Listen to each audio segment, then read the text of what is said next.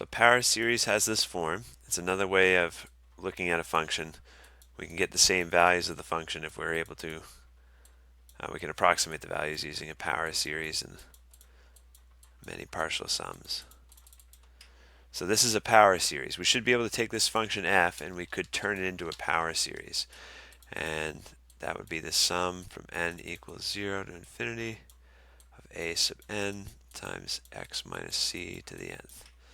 So that's what a power series looks like. And the way that we usually get we usually create power series in our course is by looking at a geometric series, something close but not quite the same. So a geometric series is where you take a starting number and you keep multiplying it by some common ratio. If you keep doing that, it's a sum from n equals 0 to infinity of that starting value times r to the nth power. And the sum from n equals 0 to infinity of a geometric series is it's a over 1 minus r. So if it's geometric, we know how to sum the terms from 0 to infinity. It's just this quick little formula. So this kind of looks like our sum of an infinite geometric series.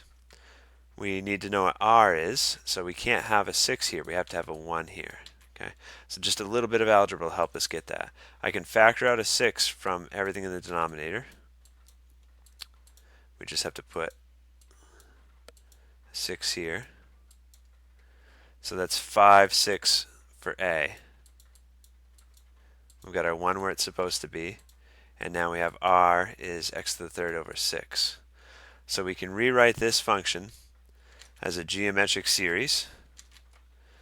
It's the sum from n equals 0 to infinity. Our a is 5, 6. R is x to the third over 6.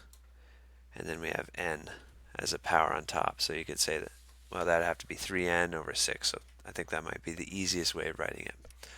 Okay, so the question said, differentiate the series represented by f term by term to find the power series for the derivative.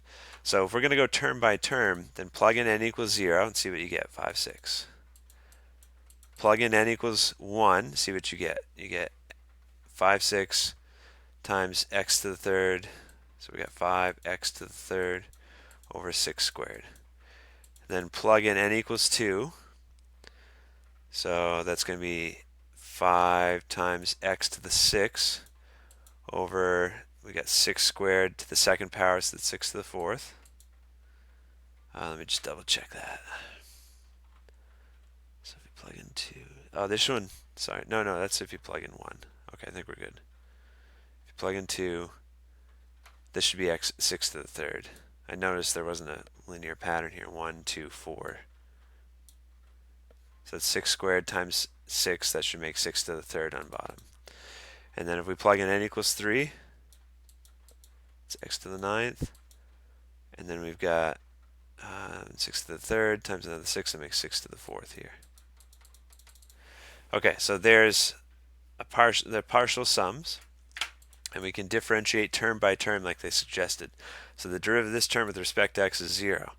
The derivative of this term with respect to x is the 3 comes down and multiplies. That's 15x, or maybe we'll keep it multiplying because maybe we'll see a pattern. It's 5 times 3x squared over 6 squared. The derivative of the next term, the 6 comes down and multiplies. So this is 5 times 6x to the fifth over 6 to the third.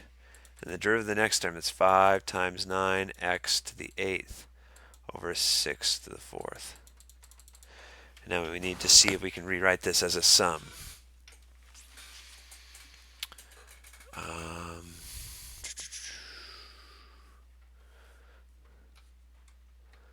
So the powers start at 2, so up by 3, up by 3. So the powers are increasing by 3 each time. So we can say that this is x to the 3n. Here we'll sum. We're adding up all these terms, right? Adding. So the sum from n equals 1 to infinity.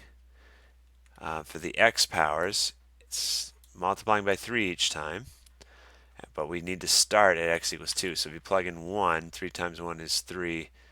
We need it to be 2. So 3 times 1 is 3. 3 minus 1 makes 2. So that takes care of all the x powers. And then what do we have for the coefficients? Times 3, times 6, times 9. So this is this term right here that keeps changing is 3n. Because if you plug in 1, you get out 3. If you plug in 2, you get out 6. If you plug in 3, you get out 9. And then we always have a 5 that's multiplying. And then in the bottom it's 6n plus 1. Right? Because if you plug in 1, 1 plus 1 makes 2. If you plug in 2, 2 plus 1 makes 3. Okay, I think we've got it. So 5, you can just do this 5 times 3 makes 15n. But that would be the power series representation, because the sum of a power series looks like this. So we have the x to the n term right here. It's just, well, it does look a little bit different because it's not x to the n, but it's just centered at 0. So c equals 0 for these problems. Okay, and that's it. That's all they're looking for this problem. So